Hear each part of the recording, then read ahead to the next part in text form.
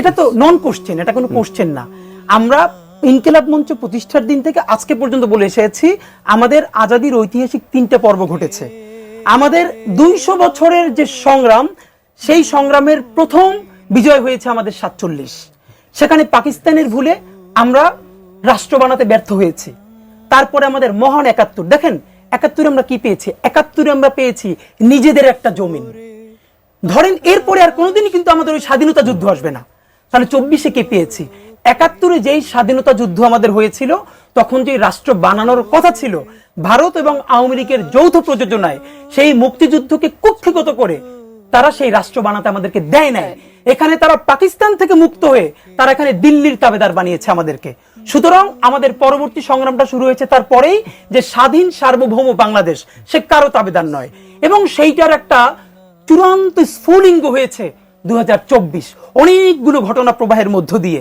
তা আমরা বলি এটা হচ্ছে একটা ইতিহাসের পরম্পরা। আমাদের 3টাই সমান ফেজ, আমাদের 47, আমাদের 71, আমাদের 24। এখন আপনি কি আপনার বাবা অথবা মা আপনি কারে কার মুখোমুখি করবেন? এটা তো নন কোশ্চেন, এটা কোনো কোশ্চেন না। সুতরাং 71 বাদ দিয়ে 24, 24 বাদ দিয়ে 47, এগুলো কোনোটা কোনো ভ্যালিড প্রশ্নই না, এটা খুব কুতর্ক।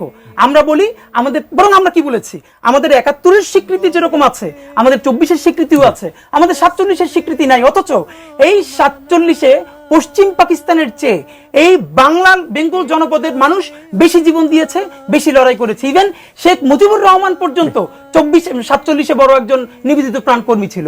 এখানে তো কারো ছোট করার কোনো দরকার নেই। আরেকটা আপা বলেছে নতুন সংবিধানকে 71 বাদ দিয়ে, এইটা একটা প্রশ্ন কেন? বরং আমরা তো সব দলগুলোর কাছে ম্যানিফেস্টো চাই, তারা নির্বাচনের আগে বলুক আমরা যদি ক্ষমতায় আসি আমরা দেশ ও জাতিকে একটা নতুন সংবিধান দিব।